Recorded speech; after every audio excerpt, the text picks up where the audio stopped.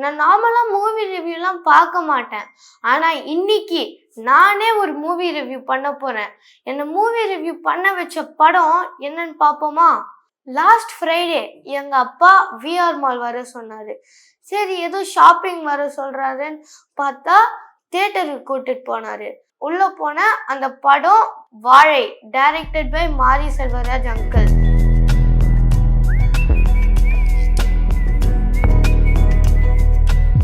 அது ரொம்ப ஹார்ட் டச்சிங்காக இருந்துட்டு ரொம்ப இமோஷ்னலான படம். வீட்டுக்கு வந்துட்டு அதை பற்றி தான் யோசிச்சுனே இருந்தேன். யோசிச்சுட்டு எங்கள் அப்பா கிட்ட அதை பற்றி தான் பேசிட்டு இருந்தேன். எங்கள் அப்பா சொன்னார், சரி why don't you share this thought with othersன்னு சொன்னார். அதுதான் இந்த வீடியோ. இந்த படத்தில் என் ஃபேவரட் கேரக்டர் யார் பார்த்தோன்னா நிறைய கேரக்டர்ஸ் இருக்காங்க. சிவானந்தா தான் மெயின் கேரக்டர். சிவானந்தா படத்துல 7th ஸ்டாண்டர்ட், நானும் 7th ஸ்டாண்டர்ட். சிவானந்தாவுடைய பெஸ்ட் ஃப்ரெண்ட் சேகர் வாழைத்தோட்டத்துல ரொம்ப கஷ்டப்பட்டாலும் நல்லா ஃபன் பண்ணிட்டு இருப்பாங்க. ஆனா அந்த சேம் டைம்ல அவங்க நிறைய வாட்டியும் சண்டை போடுவாங்க. சிவானந்தா உடைய அக்கா வேம்பு அக்கா, அவங்களுக்கு அப்பா இல்லை, அம்மாவும் ரொம்ப அவங்களுக்கு உடம்பு சரி இருக்காது. இருந்தாலும் சிவானந்தாவுடைய அக்கா சிவானந்தா ரொம்ப சப்போர்ட் பண்ணி அந்த சிச்சுவேஷன்ல ரொம்ப லவ் பண்ணுவாங்க.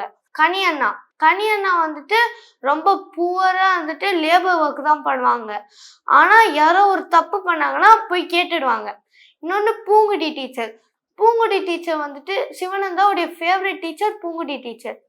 அவங்க வந்துட்டு ரொம்ப ஸ்ட்ரிக்டா இல்லாம திட்டும்போது ரொம்ப ஃபன்னா, டே என்னடா பண்றீங்க அந்த மாதிரிலாம் கேட்பாங்க. ஆனா அவங்க சிவானந்தாவுடைய ஃபேவரட் டீச்சர், ரொம்ப ஹாப்பியான டீச்சர். சிவானந்தாவுடைய கிராமம், இந்த கிராமத்துல இருக்கிற மக்கள் டெய்லி என்ன வேலை தெரியுமா பண்ணுவாங்க? வாழைத்தோட்டத்துல இருந்து வாழைத்தார் தலையில எடுத்துட்டு போய் லாரியில போய் லோட் பண்ணுவாங்க. இந்த வேலை ரொம்ப கஷ்டமான வேலை. ஏன்னா இங்க இந்த வாழைத்தோட்டம் இங்க இருக்கோம்னா லாரி இங்க இருக்கும், நடுவுல ரோடே இருக்காது, பள்ளம் மேடுலாம் இருக்கும், அந்த ரொம்ப ஸ்லிப்பரியா கூட இருக்கும், கீழே விழுந்தா கழுத்து ஒஞ்சிடும். அதனால ரொம்ப கஷ்டமான வேலை. சாட்டர்டே சண்டே ஆனால் சிவானந்தாவும் சேகரும் இந்த வேலையை பண்ணணும். இவங்களுக்கு இது பிடிக்காது. ஆனால் இவங்க ஏன் Saturday Sunday and half yearly 10 நாள் லீவ் வரும்போது 10 நாளும் இவங்க ஏன் பண்ணுறாங்கன்னா, சிவானந்தாவோடைய அம்மா ரொம்ப உடம்பு சரியில்லாமல் இருக்காங்க. அவங்க நிறைய கடன் வாங்கியிருக்காங்க. சிவானந்தாவுடைய அப்பாவும் இறந்து போயிருக்காங்க. அதனால சிவானந்தா இந்த வேலை பண்ணாதான் அவங்க அம்மாவுடைய கடனை ரீபே பண்ண முடியும். அதனாலதான் சிவானந்தா இந்த வேலையை பண்றான். ஒரு விஷயம், எனக்கு பேட்மிண்டன் ஆடுறது பிடிச்சி ரொம்ப நேரம் ஆடும் போது எனக்கு உடம்பு வலிக்கும். அவனுக்கு அது ரொம்ப கஷ்டமான வேலை, பிடிக்காது. அப்போ அவனுக்கு உடம்பு எவ்வளோ வலிக்கும். இதெல்லாம் ஃபேஸ் பண்ணி அவன் தான் கிளாஸ் நம்பர் 1. நான் படிக்கணும்னா எனக்கு ஒரு ஸ்டடி ரூம் இருக்கு, ஸ்டடி டேபிள் இருக்கு, ஒரு மேக் புக் இருக்கு, வைஃபை இருக்கு, வேணா என் ஃப்ரெண்ட்ஸுக்கு ஃபோன் பண்ணி கேட்கலாம், டீச்சர் ஃபோன் பண்ணி கேட்கலாம். ஆனா அவன் ஒரு விளக்கு வச்சுதான் படிச்சுட்டு இருக்கான். அவனுக்கு ப்ராப்பரா ரூம்லாம் இல்லை. அது கூட அவங்க அம்மா அதை என்கரேஜே பண்ண மாட்டாங்க. அவங்க அம்மா சொல்லுவாங்க, டேய் விளக்கு ஆஃப் பண்ணி தூங்குடான்னு சொல்லுவாங்க.